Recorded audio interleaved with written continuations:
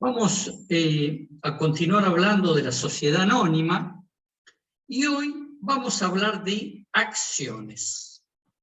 Hablamos ayer del capital, hoy vamos a hablar de las acciones porque, bueno, el capital en las sociedades anónimas se representa por acciones. O sea que las acciones son la representación documental de la parte que cada accionista tiene en la sociedad. El capital de la SRL, ¿cómo está representado?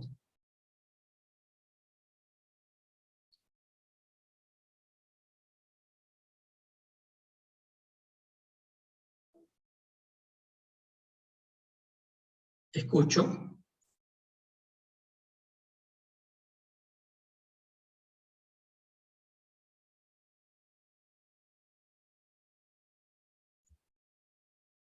¿Alguien sabe cómo se representa el capital en la SRL?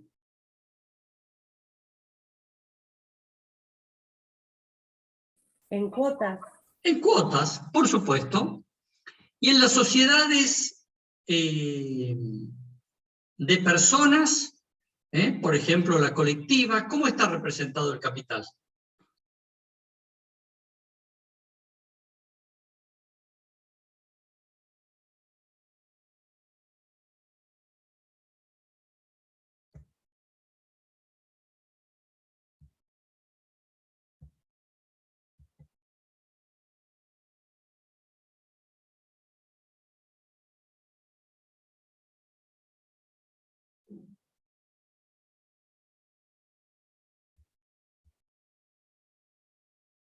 ¿Alguien sabe cómo se representa el capital en las sociedades colectivas? No. ¿Ustedes vieron ya sociedades de personas? No, todavía no, profe. Ah, bueno, perdón. Bueno, en las sociedades por partes de interés, por ejemplo la colectiva, precisamente el capital se representa en partes de interés. En las SRL, el capital se representa en cuotas. Y como terminamos de ver, en la sociedad anónima, el capital se representa por acciones. Vale decir que las partes de interés son la alícuota parte que le corresponde a cada socio. En las SRL, las cuotas son la alícuota parte que le corresponde a cada socio y lo mismo en la anónima. La pregunta es, ¿cuál es la diferencia? Las partes de interés, las cuotas de la SRL, las acciones de la sociedad anónima, ¿son lo mismo?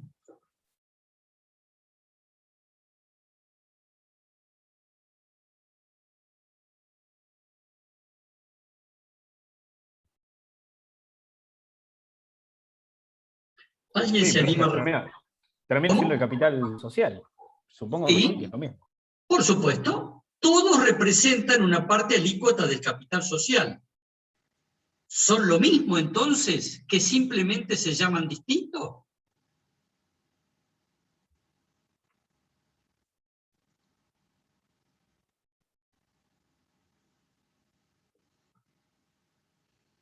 En realidad, la similitud que tienen las partes de interés, las cuotas y las acciones es que miden la participación del socio, la participación política y la participación económica del socio.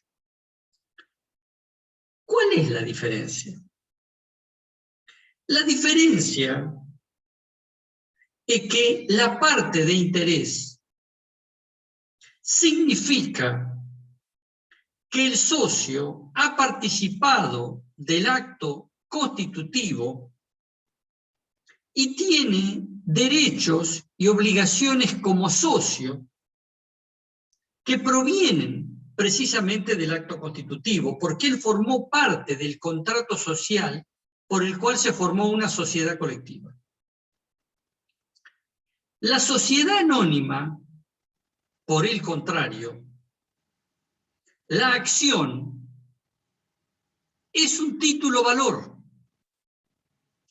Y si nosotros estamos a la letra de la 19.550 que admitía los títulos al portador, tenemos que ir a la clásica definición de Vivante que tantas veces han escuchado, que dice que título de crédito es el documento necesario para ejercitar el derecho literal y autónomo expresado en el mismo. En el concepto del legislador de la 19.550, había acciones al portador que se transmitían por la mera tradición. Se transmitían como un cheque o se transmitían como un pagaré. Y el derecho se incorporaba a ese título. Yo soy socio de una sociedad anónima si tengo ese título, si tengo esa acción. No porque formé parte de un contrato social como en la sociedad colectiva. Si yo voy en este momento a la Bolsa de Comercio de Bahía Blanca y compro acciones de Molinos, me voy con un papel que me transformó en accionista de Molinos. Y yo no formé parte del contrato constitutivo. El título, el derecho, el conjunto de los derechos y acciones del accionista de la sociedad anónima se encuentra incorporado a la acción. Esa es la diferencia fundamental. Distinción que tiene que ver también con las cuotas, más parecidas a las partes de interés que a las acciones. Pero la formidable diferencia entre las partes de interés y las cuotas y las acciones es que las acciones son títulos valores. Son, en el concepto original del legislador, ya vamos a ver cómo se cambió, un título documento negociable. Y ese documento negociable tiene incorporados todos los derechos y todos los deberes que tiene el socio en su condición de tal. La gran trascendencia es que en la época en que existían títulos al portador, vamos a ver ahora qué pasó con esos títulos al portador, vamos a ver que en aquella época la incorporación de esas participaciones facilitaba su circulación. El título, a diferencia de un pagaré o de un cheque, no es un título valor completo. Es un título valor incompleto. ¿Por qué es un Profesor, disculpe que lo interrumpa, pero hay gente esperando en la sala de espera. Perdón.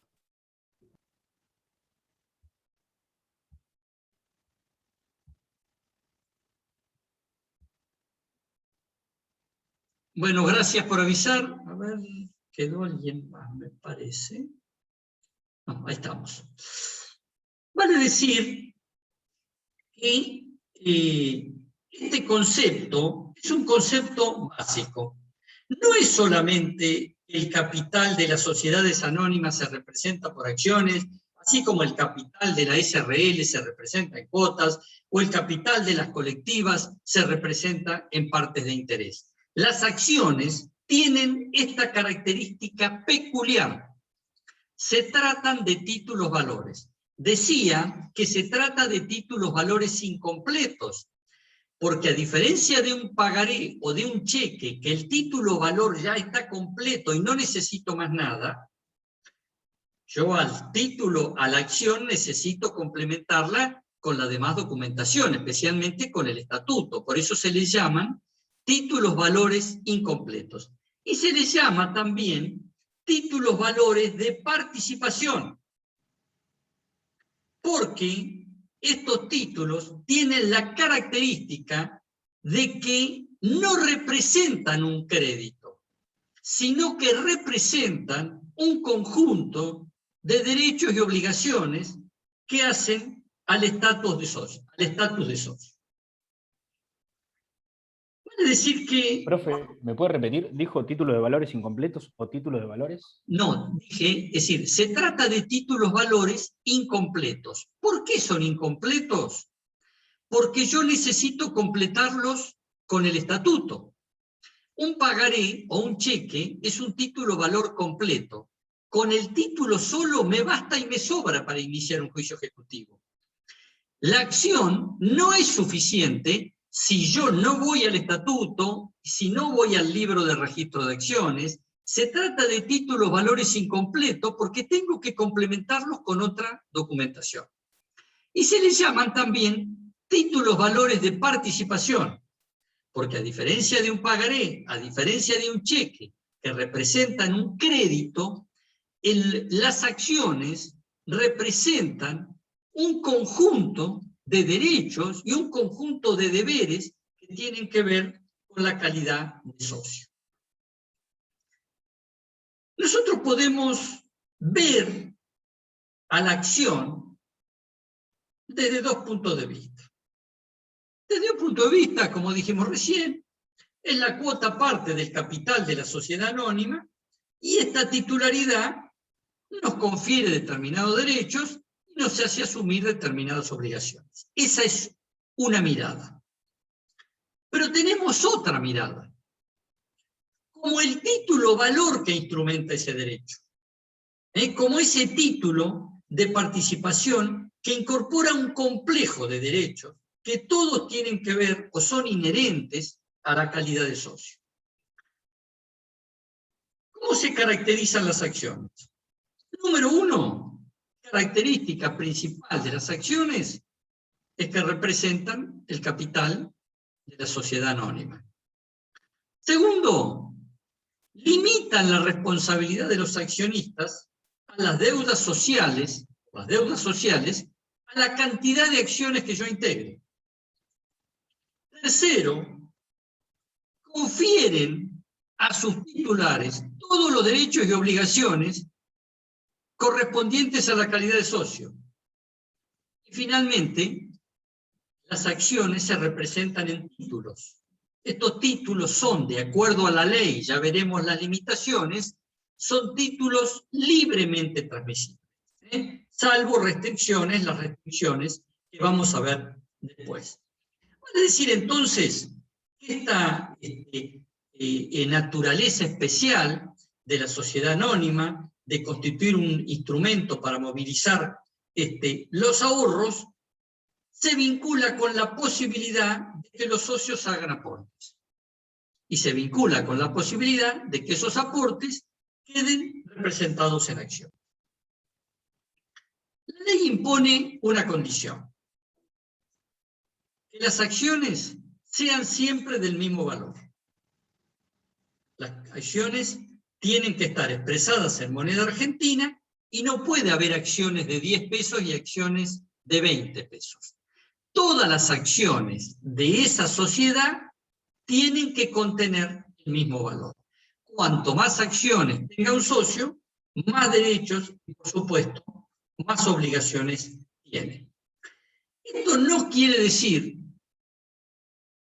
que dentro de un estatuto no se puedan crear diferentes clases o diferentes categorías de acciones. Ahora vamos a ver, hay acciones que pueden tener más de un voto, pueden tener hasta 5 votos, se les llama acciones privilegiadas, y hay acciones que tienen una ventaja sobre la división de las utilidades. Tienen una preferencia patrimonial, y por eso, ahora vamos a ver, esas acciones se las llama acciones preferibles. Las acciones generalmente están representadas en títulos. El artículo 208 de la ley se refiere a esta posibilidad de que yo agrupe una o más acciones en un título, y en el concepto de la ley, que estos títulos sean al portador o nominativos, y si son nominativos, que sean endosables o o no endosables. Y también admite, para determinadas sociedades, especialmente las autorizadas a hacer oferta pública, a emitir certificados globales. Sería un incordio que una sociedad que emite millones de sociedades tuviera que tener millones de cartones o de títulos dando vuelta. Entonces, la ley le admite a que a estas sociedades hagan o confeccionen títulos globales o certificados globales. En la medida en que se tenga el título cartón, el título original, uno acredita la calidad de socio más las constancias del libro de registro de acciones. Ahora vamos a ver, las sociedades anónimas tienen que llevar un libro de registro de acciones. En este libro de registro de acciones se encuentran anotadas las titularidades de las acciones representativas del capital. Vale decir que hoy no existe esta exigencia de hace muchísimos años atrás de que la única forma de acreditar la calidad de accionista era a través de los cartones o a través de los títulos. Hoy, más bien, la calidad de accionista se acredita a través del libro de registro de acciones. Ya no es más imprescindible o necesaria la exhibición de los títulos. Vale decir que hoy, aunque yo no tenga el título en mi poder, por la razón que fuera, las constancias del libro de registro de acciones bastan para acreditar la calidad de accionista. ¿A qué le llamamos acciones nominativas? Le llamamos acciones nominativas aquellas que mencionan el nombre del titular. El cartón menciona el título, corresponde al señor Juan Pérez. Las acciones al portador, que ya no existen más y ahora lo vamos a ver, simplemente se encuentran al portador y teóricamente en el concepto de la ley el portador era el titular. Las acciones nominativas a su vez podían ser endosables o no. ¿Cómo se transmitían? Bueno, las acciones no endosables a través de un convenio de cesión y las acciones al portador se transmitían por la simple posesión. ¿Por qué digo yo que este tema de las acciones nominativas y las acciones al portador era un concepto que estableció el legislador de la ley 19.550, pero que en este momento se encuentra desnaturalizado? Ustedes van a ver ahora, a ver, ¿hay alguien que quiere entrar o me parece a mí? Bueno, resulta que hace muchos años, en el año 1974, se dictó la ley 20.643. La ley 20.643 estableció la nominativización obligatoria de todas las acciones existentes en la República. Se terminaron las acciones al portador. Todas las acciones de las sociedades anónimas debían ser acciones nominativas no endosables. Esta ley se dictó en el año 74, pero recién entró en vigencia en el año 1986, cuando se dicta la ley 23.299. Esta ley tuvo una vigencia muy efímera, porque al poco tiempo se dictó una ley, la ley 23.697, que era la ley de emergencia económica, que dejó sin efecto la nominativización obligatoria. Bueno, ¿en qué estado estamos hoy? Hoy rige, si quieren anotar, la ley 24.587, dictada en noviembre del año 95, que establece... Sí. ¿Puede repetirle el número porque se le trabó? No sé si perdón, a usted. perdón, sí. Hoy está vigente la ley 24.587. La ley 24.587 se dictó en el año 95 y dispone definitivamente la nominativización obligatoria de todas las acciones de sociedades anónimas existentes en la República. Vale decir que esta intención del legislador de establecer acciones nominativas, endosables, no endosables, y acciones al portador, desapareció. Hoy, la única forma de emitir acciones de una sociedad anónima son acciones nominativas no endosables, artículo 24.587. ¿Cuál fue la finalidad de esta ley? La finalidad de esta ley fue dejar sin efecto el anonimato de las anónimas. Se decía en aquella época que este anonimato generaba la posibilidad de fraudes, especialmente fraudes a la sociedad conyugal, y que no había ningún motivo para ocultar el nombre de los verdaderos propietarios de las sociedades anónimas. Bueno, hubo muchas críticas para esta postura,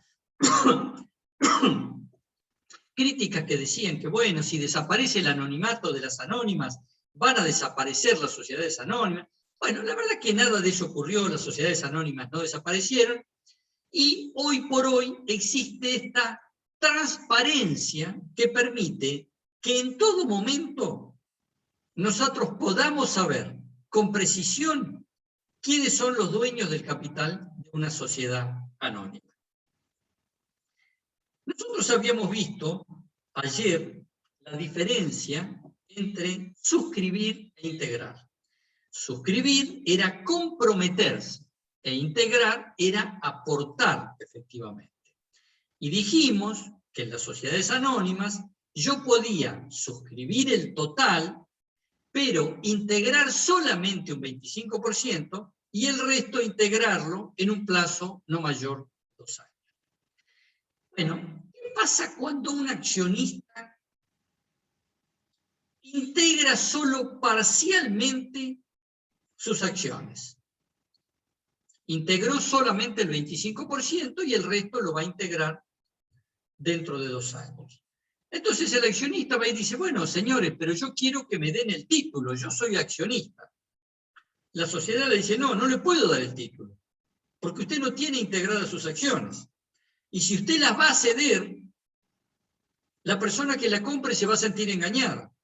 Entonces yo las acciones, los títulos, no se los puedo dar. Pero sí le puedo dar otra cosa. Le puedo dar un certificado provisional, un certificado provisorio. La ley precisamente prevé en el artículo 208 que la sociedad, cuando se trata de acciones que no fueron totalmente integradas, puede emitir estos certificados provisorios o certificados provisionales, que son títulos valores, que son literales, autónomos, y que estos títulos, por supuesto, son nominativos, y que se encuentran inscritos, por supuesto, en el libro de registro de acción. ¿Puede negar la sociedad la entrega de estos certificados? No, se trata de un derecho inalienable del accionista, y el accionista, de acuerdo al artículo 208, tiene el derecho de pedir que en cualquier momento le emitan los certificados provisionales. ¿Hay algunas acciones que no sean nominativas? Bueno, el estatuto puede autorizar que algunas acciones no estén representadas en títulos. ¿Cómo es eso? Se trata de las acciones escriturales. O sea, acciones que en vez de representarse en un título, se representan en una cuenta. La cuenta es llevada por la sociedad. Por supuesto que la sociedad le tiene que dar una constancia de esa acción escritural. ¿Quién puede llevar esas cuentas? La puede llevar, por supuesto, la propia sociedad. Pero la ley admite que esas acciones escriturales sean llevadas también por bancos comerciales, por bancos de inversión o por caja de valores. Hay una ley especial, la 2643, que establece el funcionamiento de estas entidades. la sociedad se hace responsable del correcto llevado de estas acciones escriturales que no están representadas en un título. Yo puedo tener media acción, puedo tener 0,50% de una acción. No, las acciones son indivisibles. El artículo 209 establece la indivisibilidad de las acciones. ¿Por qué las acciones son indivisibles? Porque sería imposible, imagínense, una persona se muere, deja 10 herederos, todos tienen que compartir una acción y serían 10 accionistas distintos solicitando derechos, dividendos, etc. La ley dice, las acciones no se pueden dividir. ¿Y qué pasa cuando 2 personas son titulares de una acción? Porque se murió el titular y quedaron 2 herederos. Bueno, esas personas van a titular la acción en condominio. ¿Qué normas se aplican? Se aplican las reglas del condominio. El condominio está regulado hoy en los artículos 1983 a 2005 del Código Civil y Comercial. El código dice que se aplican a los fines de la administración del condominio determinadas normas, las decisiones se toman por mayoría, la mayoría se aplica no por persona, sino por cantidad de participación en el condominio. Vale decir que si una persona tiene el 80% del condominio, tiene más poder que los restantes condóminos, aunque sean un montón. ¿Qué pasa cuando los condóminos son 2 y cada uno tiene el 50%? Antes, en el viejo código, se discutía qué pasaba en esa situación. Vamos a suponer, olvidémonos del condominio de las acciones. Hablemos de condominio de un inmueble. 2 personas son condóminas de un inmueble. Una lo quiere alquilar, la otra no. Una se lo quiere alquilar a Pérez, la otra se lo quiere alquilar a Sánchez. Una la quiere alquilar por 10.000 pesos y otro por 20.000.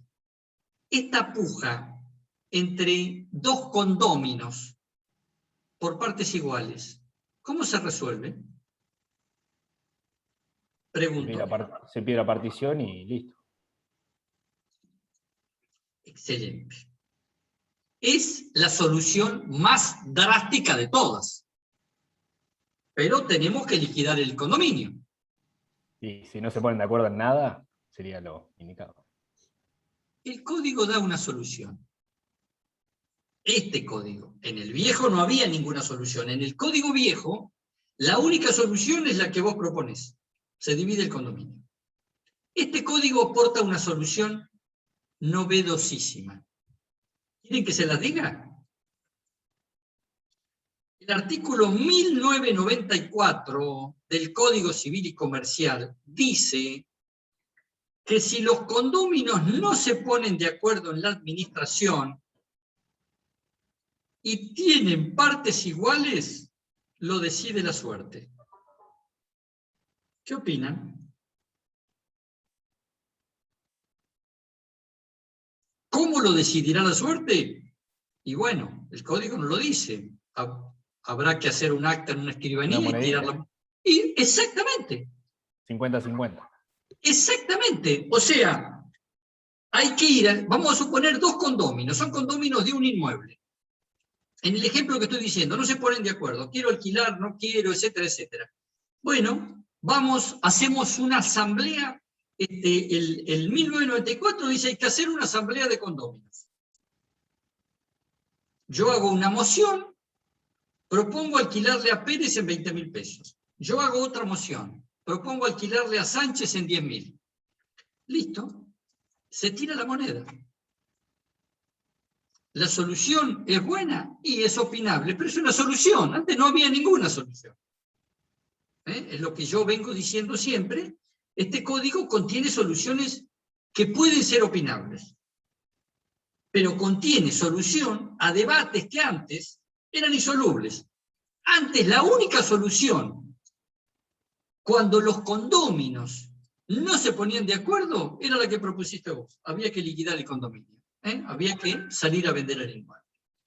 Bueno, van a decir que en el caso de las acciones, como se aplican las normas del condominio, en el caso de que dos condóminos de una acción no se pongan de acuerdo, bueno, habrá que tirar la moneda. ¿Qué pasa cuando una persona,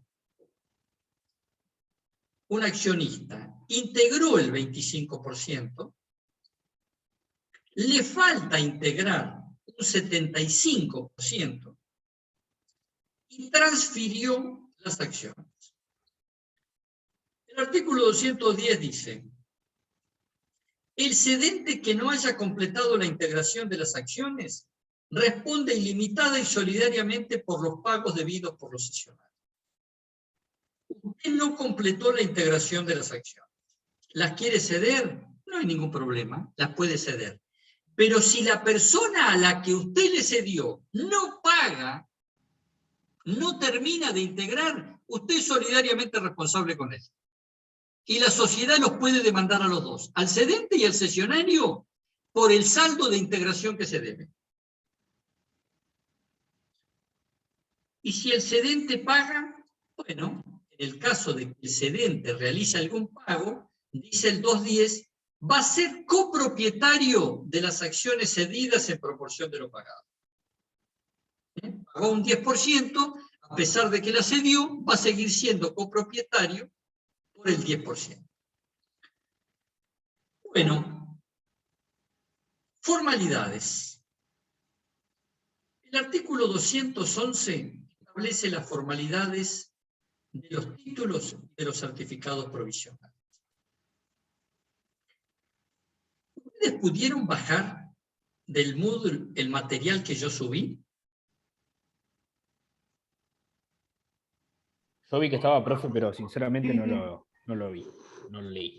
Está muy bien, no, porque me interesaba, porque dentro del material que subí un modelo de acción que quería simplemente que ustedes lo vieran, un modelo de una acción donde ustedes ahí, después, cuando termine la clase, péguenle una mirada, para ver en vivo y en directo cómo es el título de una acción.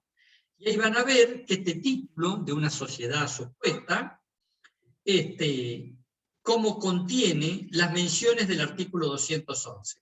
Fíjense que ahí está la denominación de la sociedad, está el domicilio de la sociedad, la fecha y lugar en que se constituyó la sociedad, cuánto tiempo dura, las inscripciones jurídicas, está el capital social, está el número, valor nominal y clase de las acciones que representa cada título.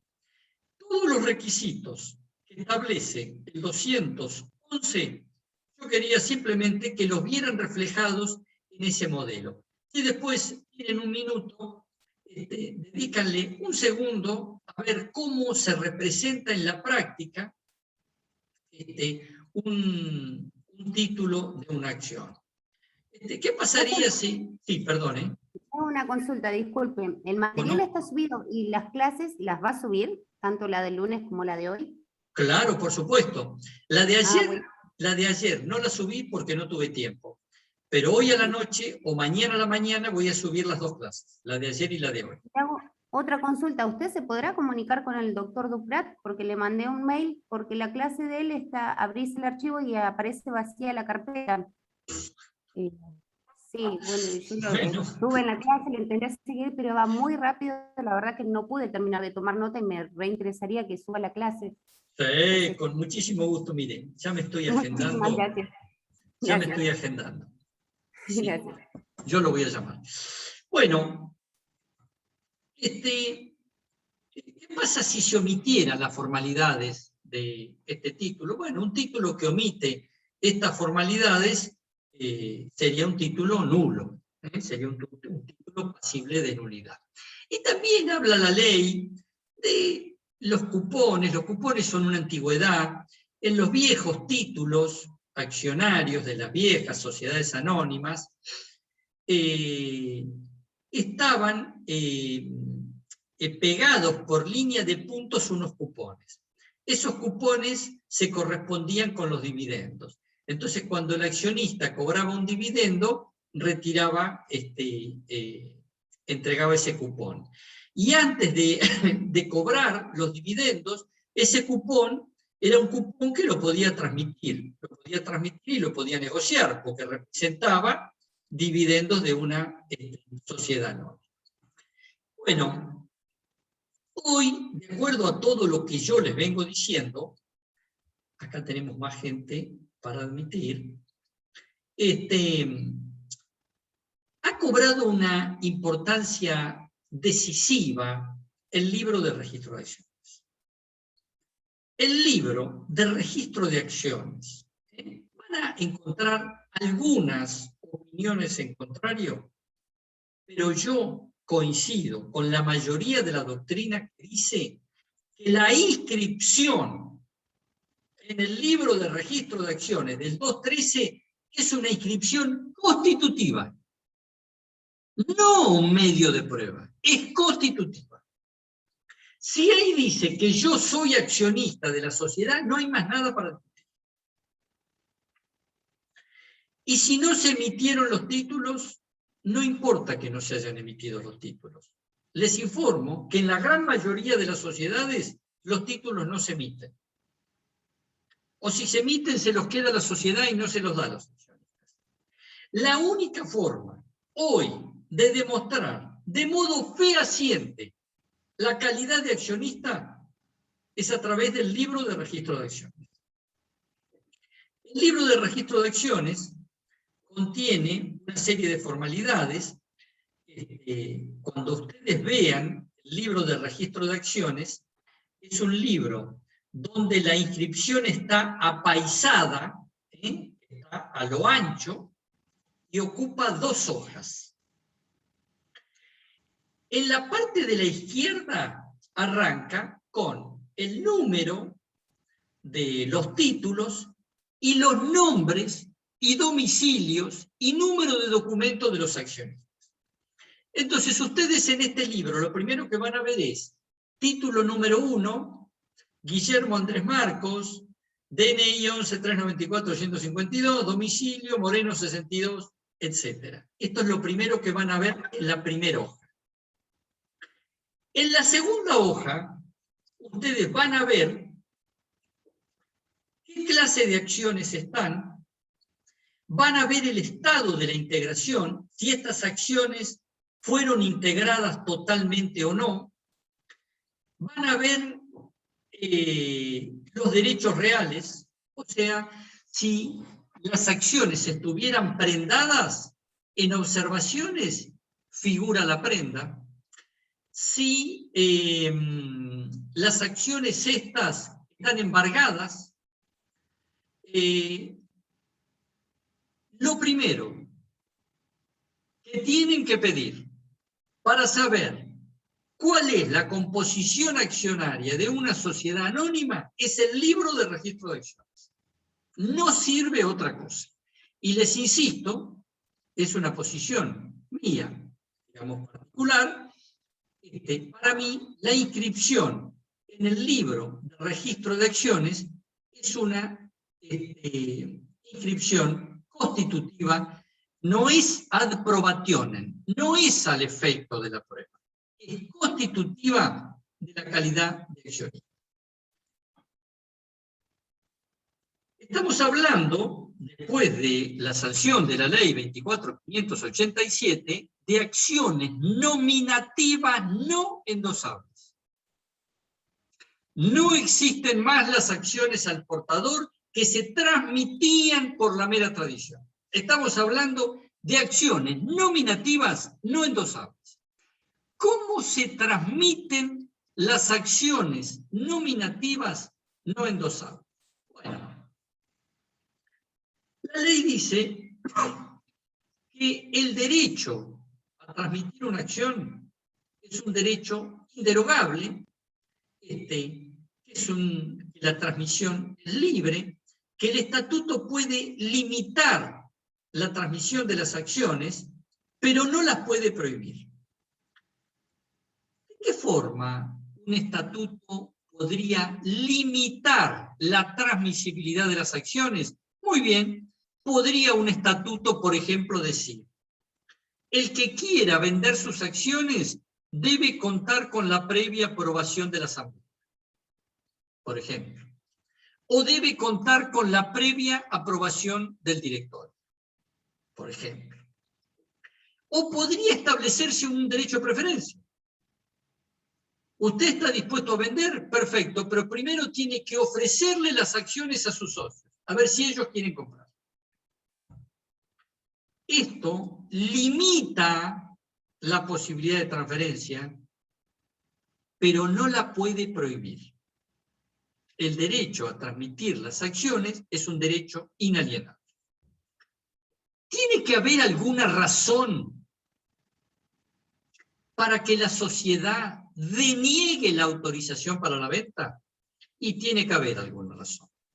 Tenemos fallos judiciales reiterados donde una negativa injustificada a la venta de las acciones ha permitido que el que las quería vender fuera a la justicia y la justicia le autorizara la venta, digamos, mediante una orden judicial. La ley no contiene ninguna previsión, ningún mecanismo para la transferencia de las acciones nominativas. La verdad que es una omisión de la ley, porque fíjense ustedes, cuando vean SRL, la sociedad de responsabilidad limitada, en los artículos 153 y 154, establece una serie de mecanismos para poder transferir las cuotas. Entonces dice, bueno, el que quiera vender las cuotas tiene que avisar a la sociedad que las quiere vender,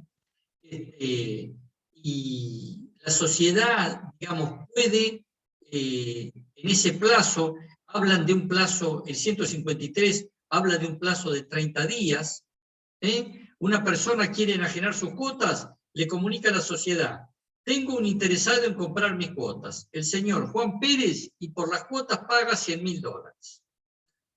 Una vez que le notificó, la sociedad tiene un plazo que no puede exceder de 30 días para ejercer la preferencia y comprarla. Esto dicen los artículos 153 y 154 en relación a las SRL, pero que es, entiende la doctrina, aplicable a las sociedades anónimas, porque no hay ningún mecanismo previsto en el caso de las sociedades anónimas. ¿Cuál es el mecanismo previsto para la venta de las acciones? Bueno, el artículo 215 dice que una vez que se produjo la transferencia de acciones nominativas o escriturales, se tiene que notificar a la sociedad.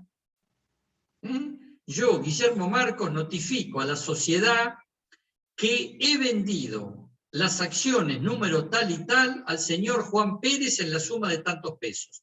Ruego inscribir la transferencia en el libro de registro. Ese es el único mecanismo previsto en el artículo 215. Cualquiera de los intervinientes puede pedir esa inscripción en el registro y la sociedad tiene que proceder a inscribirlo.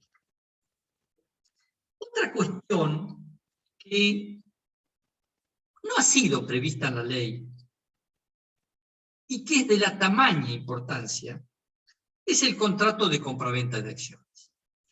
Yo, si ustedes me permiten, me quisiera detener 5 minutos en el contrato de compraventa de acciones, porque les puedo asegurar que de las consultas que ustedes van a recibir en relación a las sociedades anónimas, el grueso de la consulta va a ser: doctor, termino de vender o estoy negociando mis acciones, ¿usted me puede hacer el contrato de venta de acciones? ¿Qué características tiene el contrato de venta de acciones? Usted va a decir, bueno, escúcheme, no sea exagerado, en realidad vender unas acciones es mucho más complicado vender un auto que vender una acción.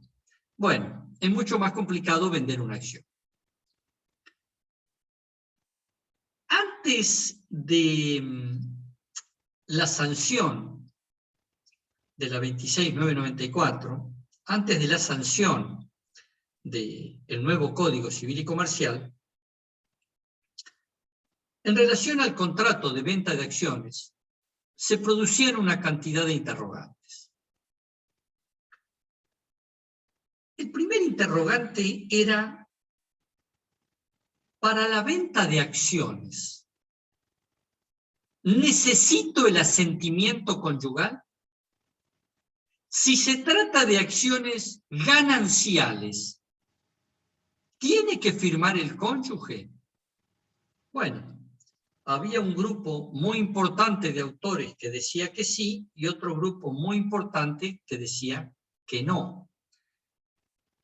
Imagínense que siendo hace unos años atrás, como lo es ahora, que todas las grandes fortunas de la Argentina están dentro del patrimonio de sociedades anónimas, yo tenía que conseguir el asentimiento de mi esposa para vender un auto usado de 20 años de antigüedad, pero no lo precisaba para vender una sociedad cuyo patrimonio era 300 millones de dólares. ¿En qué se basaban los que sostenían que era necesario el asentimiento?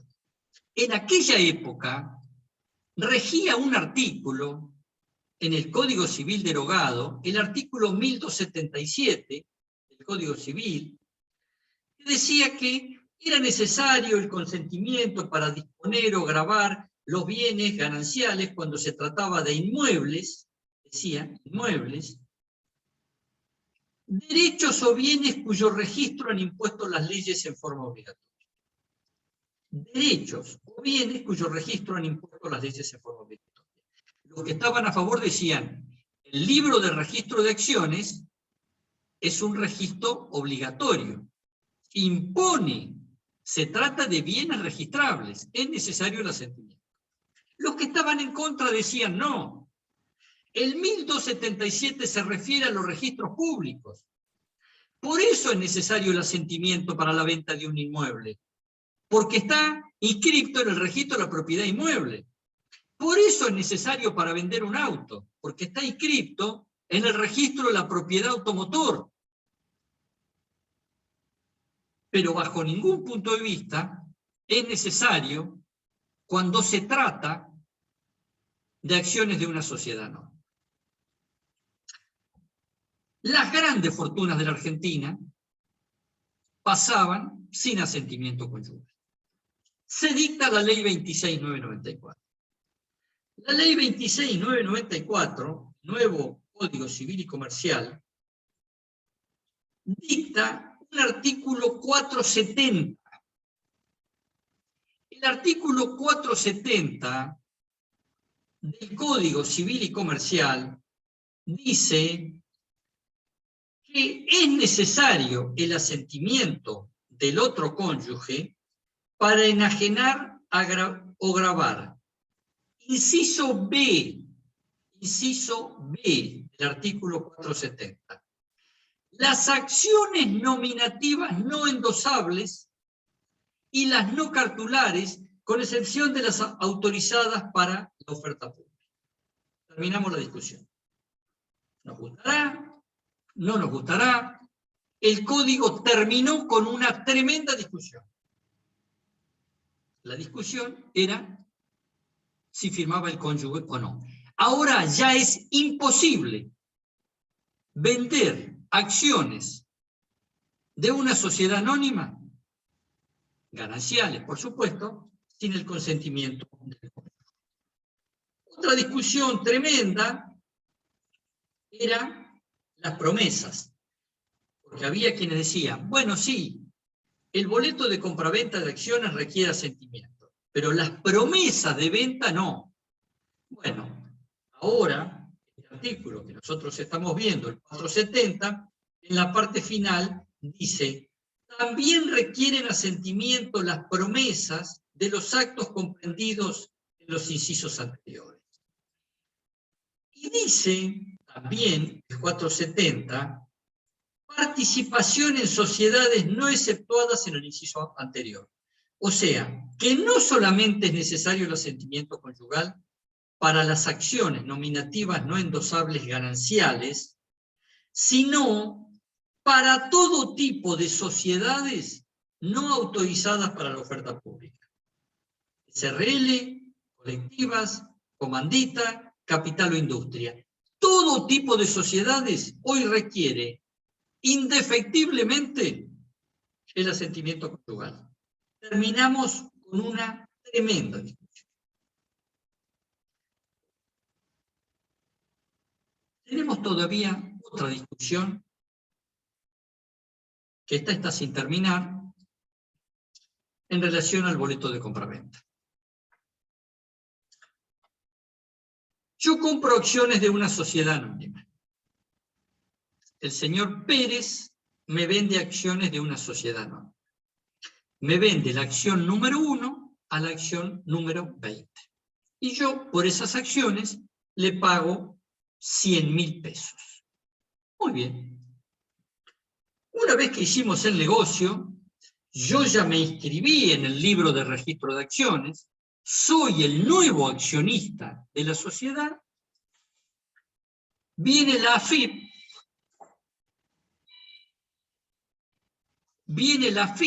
con un requerimiento de oficio y me dice,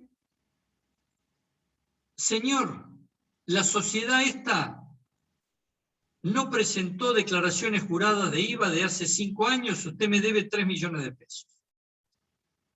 Bueno, yo voy a quien me vendió las acciones y le digo, mire señor, resulta que estas acciones que usted me vendió, viene la AFIP y ahora me hace una determinación de oficio por 3 millones de pesos. Bueno, mire, es problema suyo.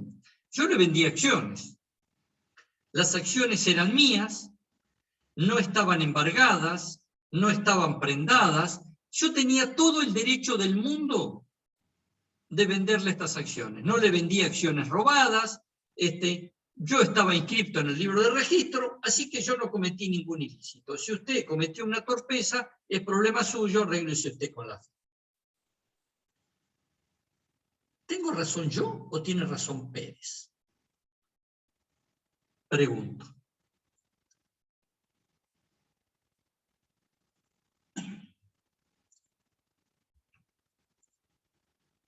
Y les aclaro que no me voy hasta que no me den la solución.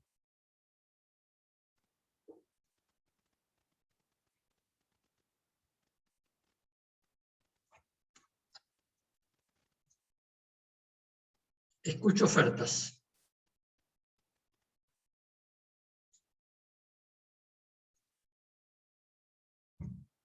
Para mí tiene razón Pérez. Porque las vendió libre de todo cargo, ¿no? Muy bien. Hay muchos autores que piensan lo mismo. Hay muchos autores que dicen, mire, usted hizo una operación legítima. Usted vendió acciones que eran suyas, que no estaban prendadas, no estaban embargadas. Es problema suyo. Pero hay otros autores que dicen lo contrario, Laura. Que dicen, cuando usted está vendiendo un paquete accionario, está indirectamente garantizando una determinada consistencia patrimonial. ¿Por qué? Porque si yo pagué 100.000 pesos, significa que ambos entendimos que esa sociedad tenía por lo menos un patrimonio de 100.000 pesos.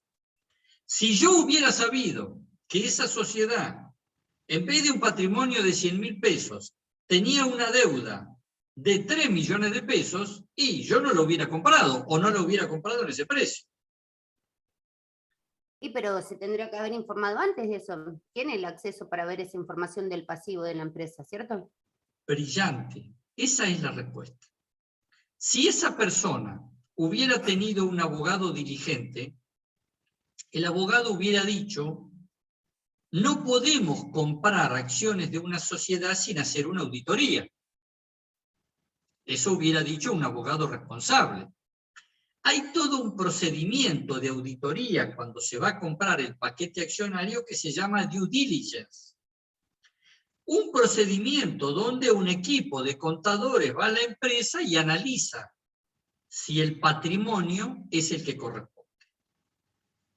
Pero coincidiendo absolutamente con Laura, para evitar esta discusión y evitar este incordio, lo más apropiado sería que nosotros, como abogados, cuando es un cliente nuestro el que va a comprar acciones, tendríamos que hacerle firmar al vendedor un estado de situación patrimonial. Y que el vendedor me declarara bajo juramento que el estado patrimonial de la sociedad es el que surge de ese balance.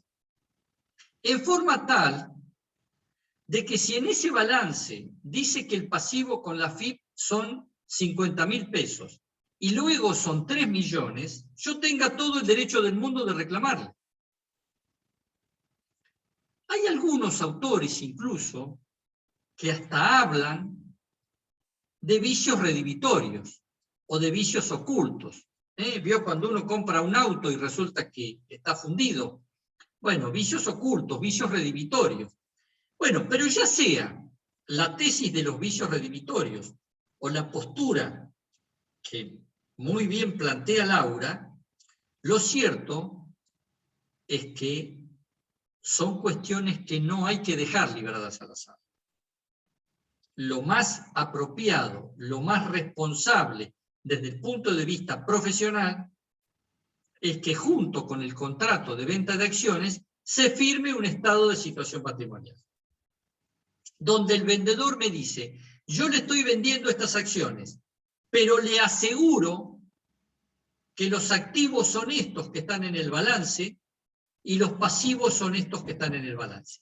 Y me hago responsable si hubiera un pasivo no declarado. Hay veces que los pasivos ocultos no provienen de la mala fe, provienen simplemente del desconocimiento. Yo vendí una sociedad con un determinado pasivo y resulta que dentro del plazo de prescripción de los 2 años me apareció un reclamo de un accidente de trabajo por una fortuna. El vendedor no lo sabía, procedió de buena fe cuando lo vendió. Entonces, estos aspectos son aspectos cruciales en el contrato de venta de acciones que les pido que los apunten, les pido que los tengan en cuenta, porque lo más probable es que las consultas más usuales que ustedes reciban van a estar vinculadas con la venta de las acciones de las sociedades anónimas. Bueno, cambiemos de tema. Perdón, son las 9 de la noche. Hacemos como en la clase anterior, seguimos y terminamos un rato antes, ¿les parece bien? Sí, profe, a mí sí. Perfecto, muchas gracias. Bueno,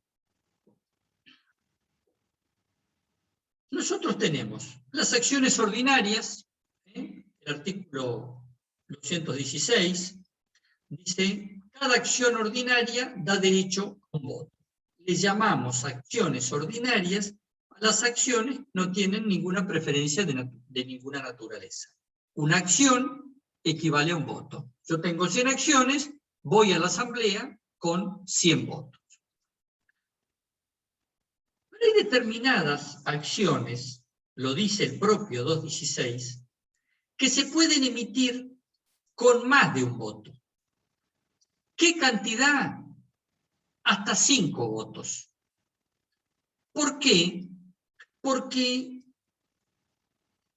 por algún motivo esta sociedad ha encontrado la necesidad de que algún grupo de accionistas tenga más votos que los demás. ¿Y por qué es esto? Dos accionistas constituyen una sociedad y deliberadamente en el estatuto disponen que cada acción va a tener 5 votos. El accionista A tiene 5 votos por acción y el accionista B tiene 5 votos por acción. ¿Qué ganan con esto?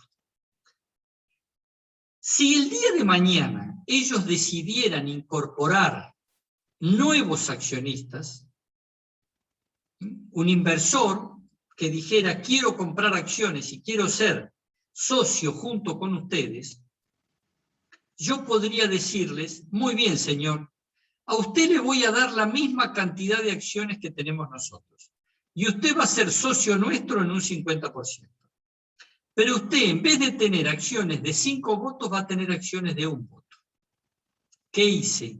Me reservé una preeminencia para los accionistas fundadores, que fueron los que aportaron todo el esfuerzo, que fueron los que aportaron la idea, y que fueron los que hicieron que la sociedad fuera una sociedad con un patrimonio floreciente y con un valor llave muy importante. Entonces yo voy a tener los accionistas A y B viejos con 100 acciones, los accionistas nuevos con 100 acciones. Pero A y B, por ser los fundadores, van a tener más votos que los demás. Esta es la finalidad de las acciones de voto múltiple, también llamadas acciones privilegiadas. La doctrina, la verdad, no está muy conforme con esto. Y cuando se estaba por sancionar la ley 19.550, eran muchísimos los autores que decían que eso no se tenía que permitir en la ley, porque quebraba la igualdad entre los accionistas, rompía el principio democrático, etc. Cuando se dicta la ley 19.550, los autores del entonces proyecto dijeron, ya sabemos que hay muchas resistencias de la doctrina a las acciones privilegiadas, pero consideramos que van a ser un motor muy interesante porque van a favorecer la presencia de inversores.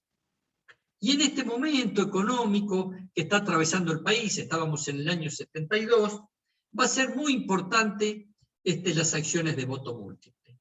Pero las acciones de voto múltiple van a tener una serie de restricciones, decidió el legislador.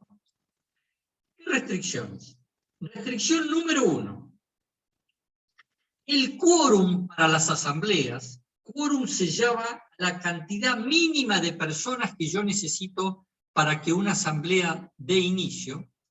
El quórum no se computa por votos, sino se computa por capital. Para decidir el quórum somos todos iguales, tanto en las asambleas ordinarias como en las asambleas extraordinarias.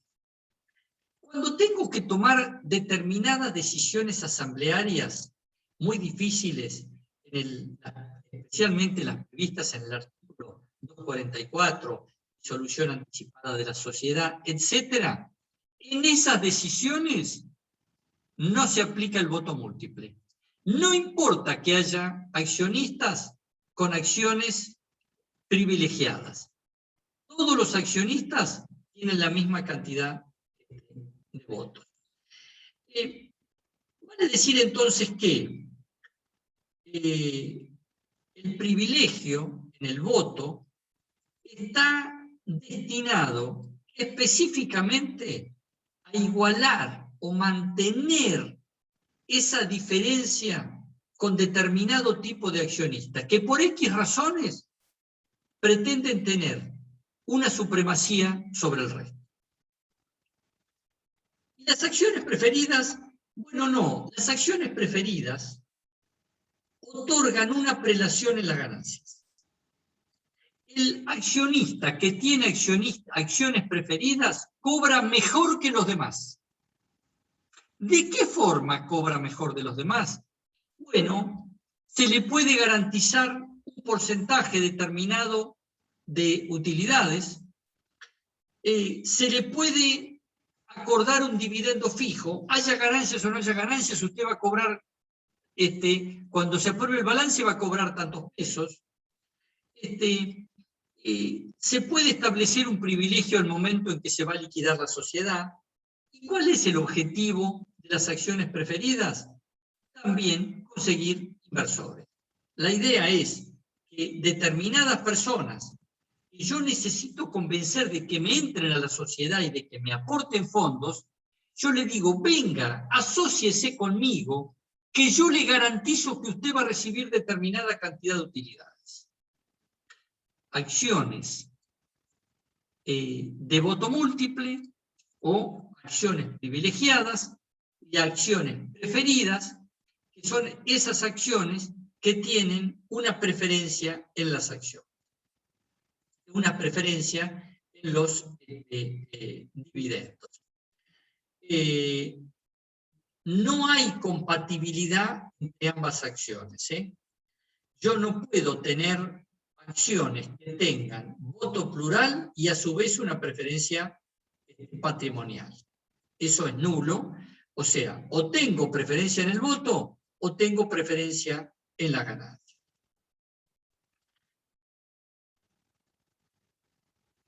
Los titulares de acciones preferidas pueden no tener voto, sí.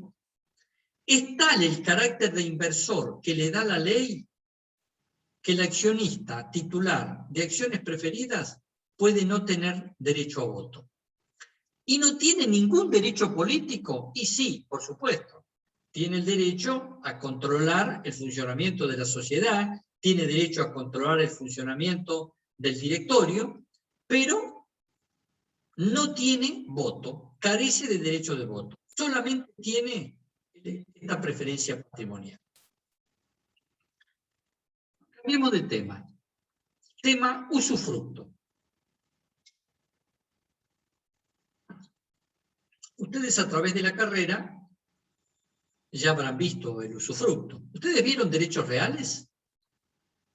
No, profe, la estamos haciendo, yo por lo menos ahora. No, profe, aún Llegamos no. a ver hasta propiedad horizontal. Todavía no. Bueno, ¿qué es el usufructo? La propiedad plena se puede disociar en dos partes. Una parte de esta propiedad es el usufructo. ¿Qué significa el usufructo? El derecho de usar y gozar los frutos. Por eso se llama usufructo.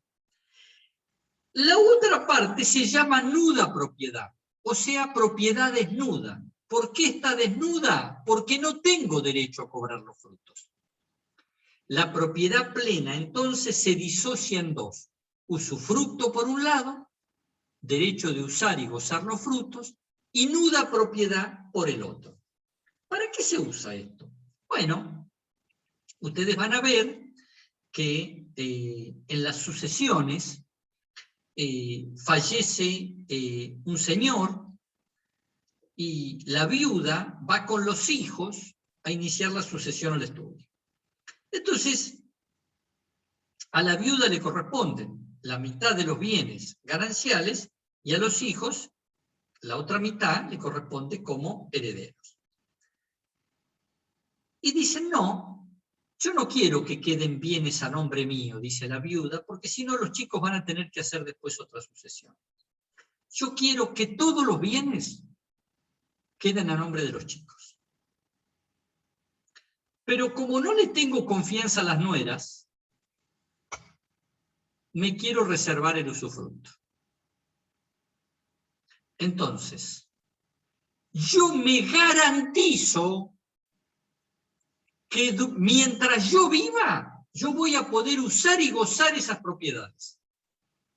Voy a poder vivir en ellas, las voy a poder alquilar, voy a cobrar los alquileres, puedo prestárselas a una amiga para que vaya a vivir, no puedo venderlas, porque ya no soy más propietario.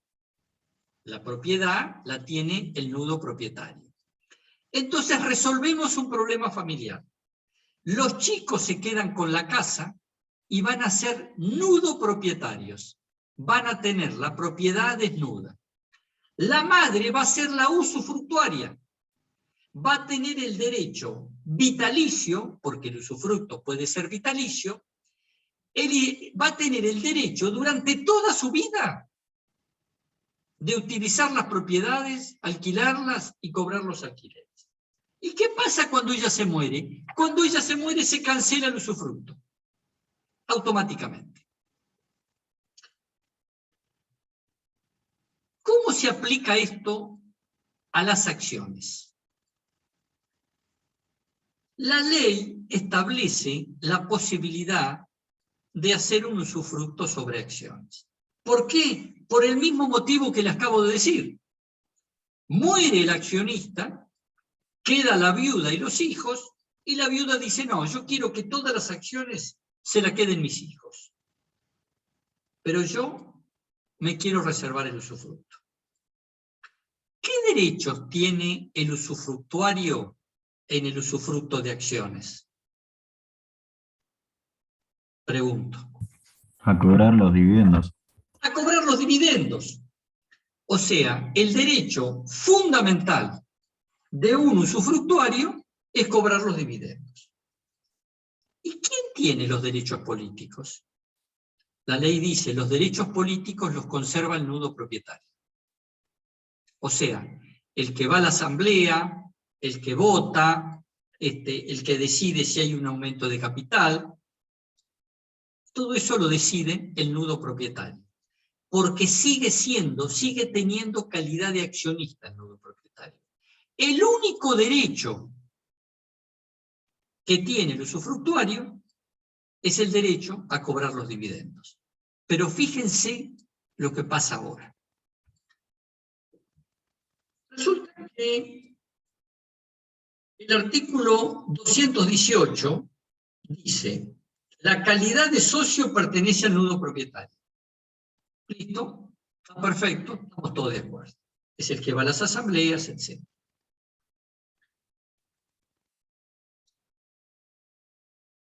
El usufructuario tiene derecho a percibir las ganancias obtenidas durante el usufructo. Perfecto. Estamos todos de acuerdo.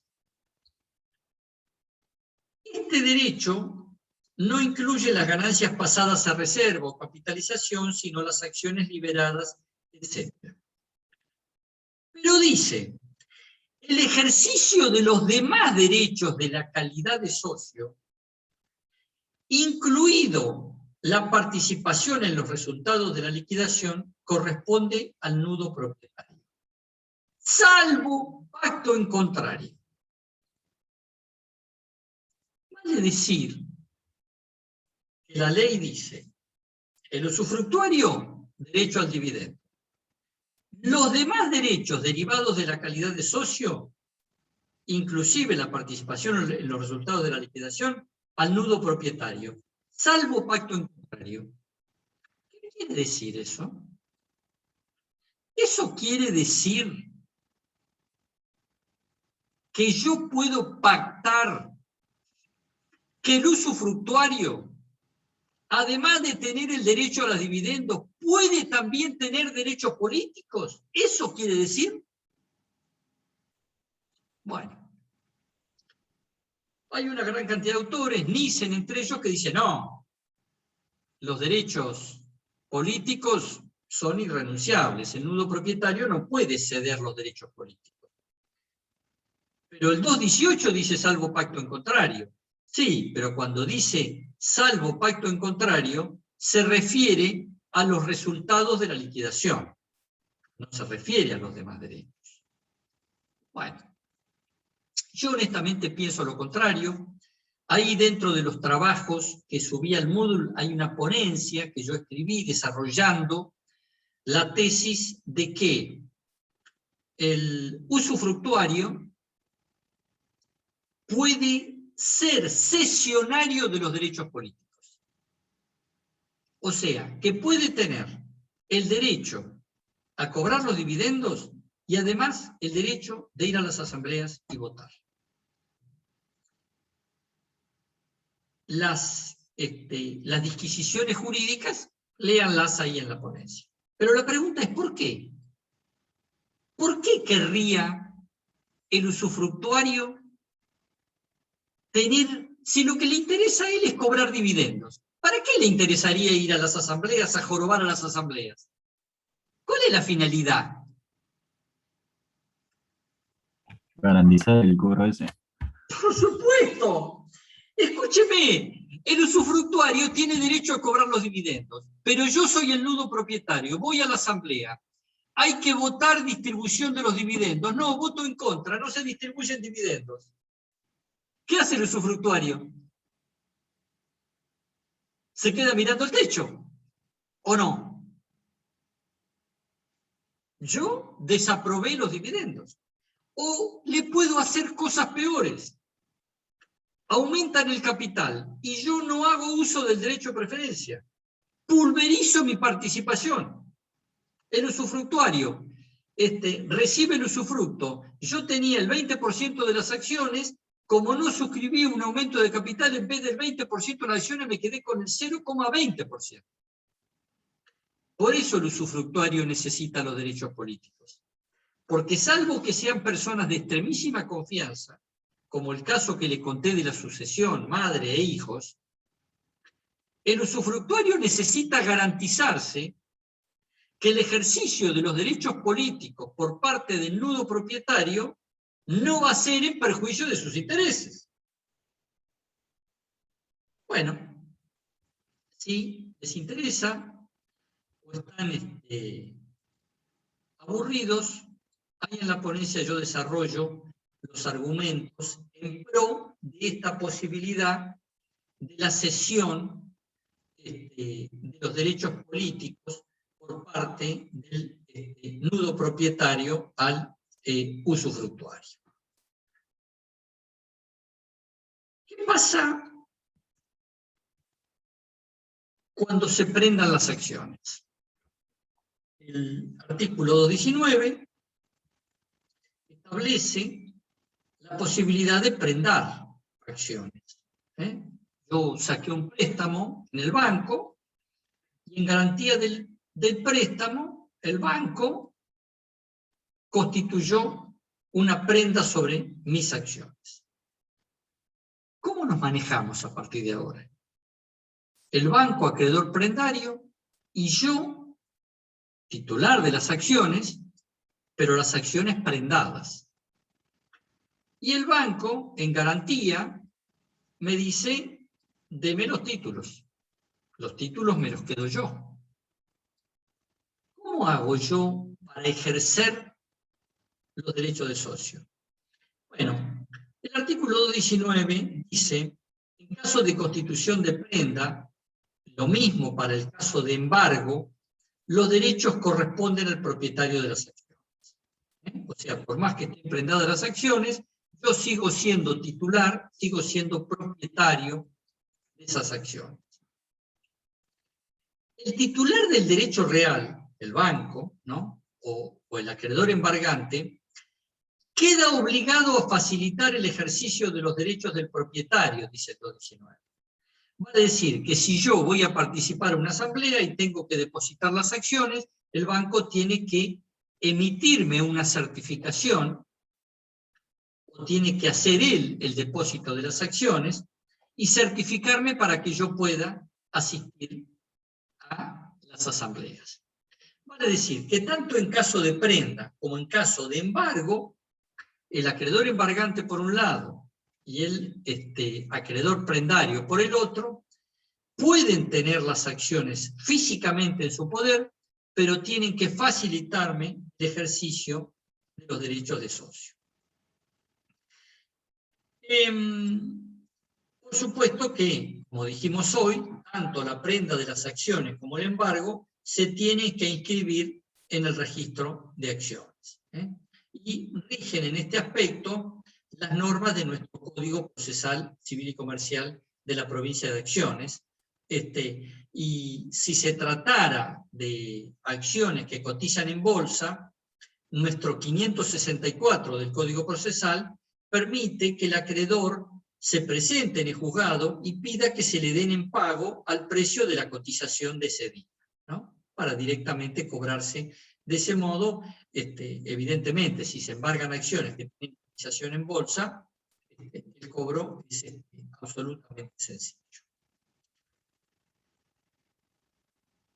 Vamos a otro tema. ¿Se pueden adquirir las acciones por la propia sociedad?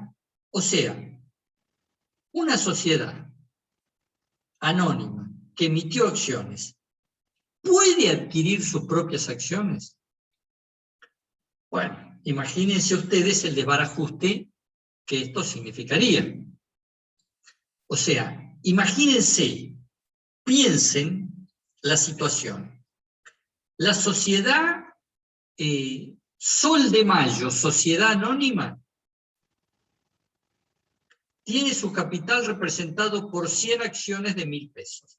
Tiene un capital de 100.000 pesos y tiene representado por 100 acciones de 1.000 pesos cada una. Entonces esta sociedad Sol de Mayo compra 60 acciones del total de 100. Sus propias acciones.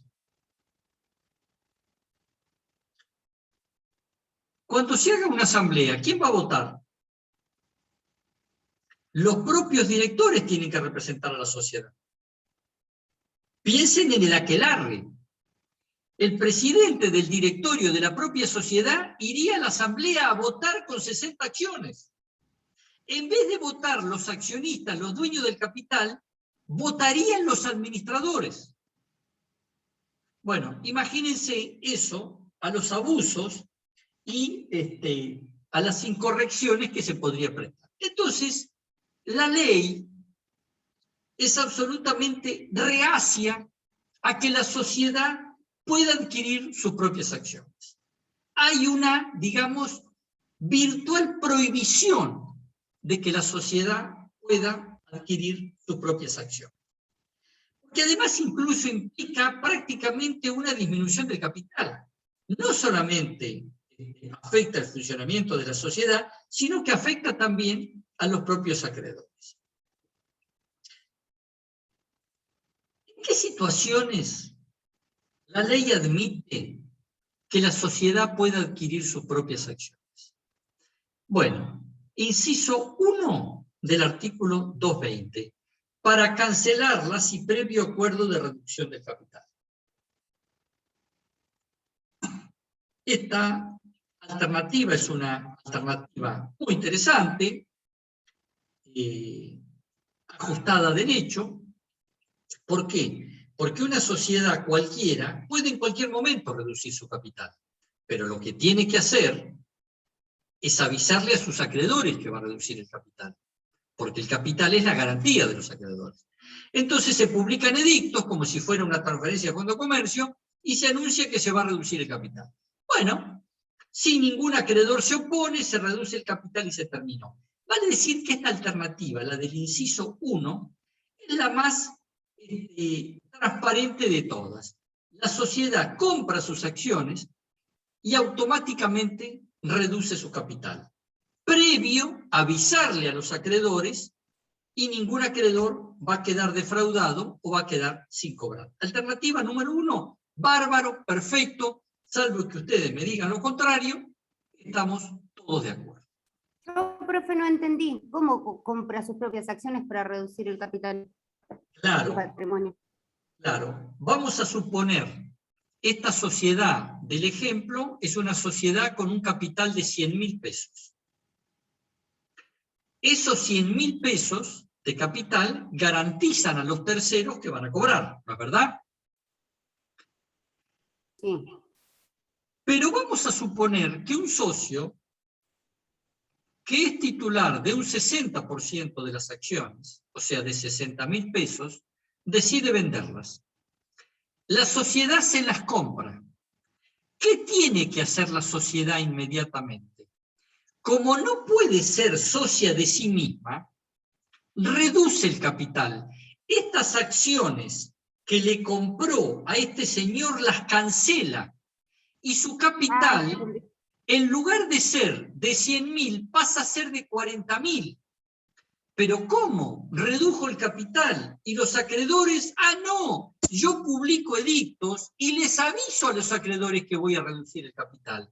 Y si los acreedores no se oponen, la operación es transparente porque no perjudiqué a nadie. Entonces, Bien, ahí entendí, gracias. alternativa número 1. Yo adquirí mis acciones, reduje el capital, le avisé a los acreedores, está impecable. Segunda alternativa. Excepcionalmente, con ganancias realizadas y líquidas o reservas libres, cuando estuviesen completamente integradas y para evitar un daño grave. Para evitar un daño grave. ¿Qué podría ser un daño grave? Volvamos a nuestro ejemplo. Sociedad de 100.000 pesos, 100 acciones de 1.000 pesos cada una. Un accionista que tiene el 60% de las acciones las pone en venta. A que no saben quién las va a comprar. Un competidor. Un competidor con el que no estamos disputando la zona a muerte. Es un competidor hostil. Toda trapisonda que me pudo haber hecho, me la hizo. Y las que yo le pude hacer, también. Estamos enfrentados a muerte. Me va a comprar el 60% de las acciones. Me va a destruir. Imagínense a mi competidor más acérrimo titular del 60% de mi capital. ¿Qué hago? Las compro yo. Para evitar un daño grave. Que las compre un competidor sería un daño grave. ¿Cómo puedo comprar esas acciones? Con plata libre, con plata disponible. No puedo usar capital. Ganancias realizadas y líquidas o reservas libres, con disponibilidades que yo tengo. No estoy afectando mi capital. Segundo supuesto. Tercer supuesto. Por integrar el haber de un establecimiento que adquiere o de una sociedad que incorpore. ¿Qué es eso? La sociedad A compra una sociedad B, pero esa sociedad B tiene dentro de su patrimonio acciones de la sociedad A. O sea que yo indirectamente, sin quererlo, al comprar la sociedad B, me estoy comprando mis propias acciones. Sería el tercer supuesto. ¿Qué dice la ley al respecto? Porque, insisto, la ley es reacia a la compra de las acciones. ¿Qué dice la ley? La ley dice, mire, en el supuesto número 1, está perfecto. Usted redujo el capital, le avisó a los acreedores, ya está. Segundo supuesto, usted pasa a ser socia de usted misma. No deterioró el capital porque las compró con reservas líquidas. Y en el tercer caso, no tuvo más remedio, porque las compró que venían incorporadas a una acción, a una sociedad que usted compró. En ese caso, la ley dice, yo voy a tolerar que usted sea socio de usted mismo, pero por un plazo de 1 año. Y en ese plazo de 1 año, usted con esas acciones suyas que compró no puede hacer nada. El 221 dice, le pido mil disculpas, me llaman de vigilancia.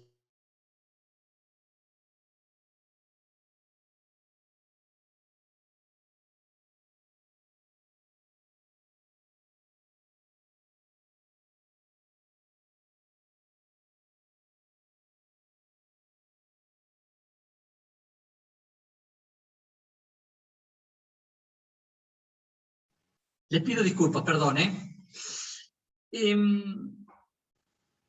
usted puede quedarse con esas acciones solamente por un plazo de 1 año. Y esas acciones usted con esas acciones no puede hacer absolutamente nada. Los derechos de esas acciones quedan suspendidos. ¿No puedo votar? No, no puede votar. ¿Y dar quórum? No, tampoco, no puede dar quórum. El artículo 221 dice: el directorio enajenará las acciones adquiridas en los supuestos 2 y 3 del artículo anterior dentro del término de 1 año. Y el párrafo siguiente dice: los correspondientes a esas acciones quedarán suspendidos hasta su enajenación. No se computarán para la determinación del quórum, ni se computarán para la mayoría. Bueno, si me dejan un tema más, y nos vamos. Un solo tema más, me parece que es un tema importante. Nosotros habíamos hablado de la importancia del capital como garantía hacia los terceros, y la cantidad de normas previstas por la ley para garantizar que el capital no se deteriore, el capital no se disminuya. Una de las normas más importantes es el artículo 224. El artículo 224 dice que no se pueden retirar dividendos que no resulten de ganancias realizadas y líquidas correspondientes a un balance del ejercicio regularmente confeccionado y aprobado. Acuérdense, cuando hablamos de contabilidad, del estado de resultados, tenemos el estado de situación patrimonial, activo menos pasivo, y tenemos el estado de resultados, que nos permite medir cuál fue la ganancia del ejercicio.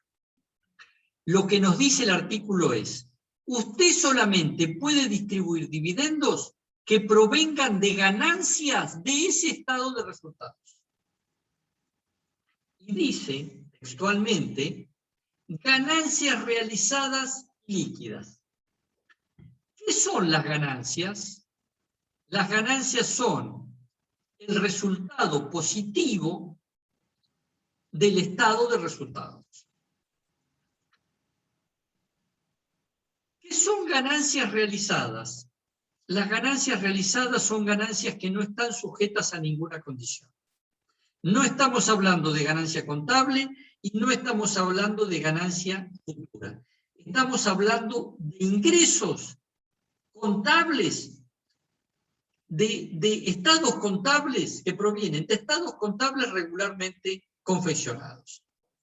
¿Qué son las ganancias líquidas? Cuando resultan de la diferencia entre la ganancia bruta, ventas menos su costo, y los gastos y cargas de la empresa. Los dividendos que no se perciban siguiendo esta regla son dividendos que deben repetirse, que deben devolverse. Salvo, la ley deja salvo los dividendos percibidos de buena fe. ¿Qué son los dividendos percibidos de buena fe? Bueno, el accionista que no sabía que el balance estaba mal confeccionado, se aprobó el balance en la asamblea, se aprobó el estado de resultados y él cobró los dividendos. Los dividendos de mala fe, por supuesto, que deben devolverse a la sociedad y dice el artículo 224 que los dividendos anticipados, o sea, dividendos que no provienen de un estado de resultados, hacen responsable a los miembros del Consejo de Vigilancia y a los síndicos por tales pagos, por tales distribuciones. Bueno, el resto de los temitas que quedaron, les pido que los lean del trabajo que yo subí al Moodle.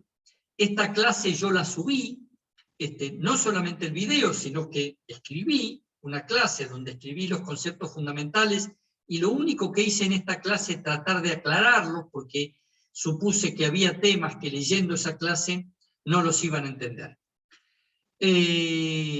Quedo a disposición de ustedes. ¿Alguien me quiere hacer alguna pregunta? Sí, yo le quería... Sí, Vanessa. Le quería consultar, Quería confirmar que el parcial es el día 6 a las 20. Usted no me va a creer, pero yo no lo sé. Me tendría que fijar. La verdad que no lo sé. No le puedo No, que- contestar eso. Pero bueno, si me escriben a mi correo electrónico, averiguo y les contesto con todo gusto.